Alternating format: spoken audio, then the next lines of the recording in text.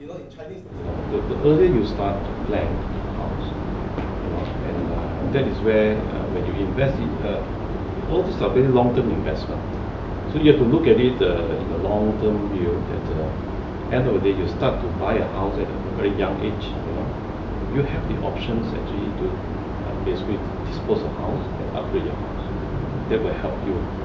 Hopefully, maybe they can think about a staggered loan repayment for the first-time house buyer.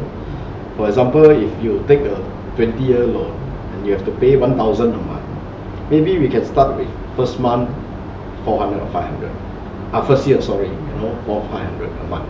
Then the second year slightly higher, to give them the time where these young graduates or the people who work the job, they can get increment and promotion over the years, so they can pay. And the banks don't have to be worried about how about if this guy don't pay me, because all this either the low, medium cost, affordable housing are all subsidized items. If the bank actually take back the unit, you can actually sell it much higher. The value is actually higher than what they are paying for it. We hope that the public housing will be taken up by the federal government, public sector, and they can work with actually the state government, because the land is owned by the state, so that the state government can come out with the land, the federal government can come out with the money, because they collect the tax from the people to build this affordable housing for the people. And then this affordable housing or social housing responsibility is taken off from the developer, so that we don't have to cross subsidize it anymore. And then hopefully the house price will come down, and then more people can own a house at a more strategic location and better facilities. Now we have the product, we have to move cross-border to reach out to all the ASEAN market.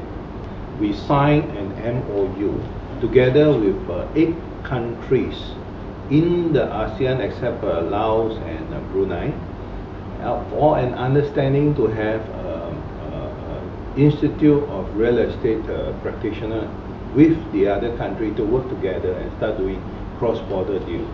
Now we understand that is very important, because with a more open market we become more matured, and become more mature we can also attract investors not only on ASEAN but from the East Asia region.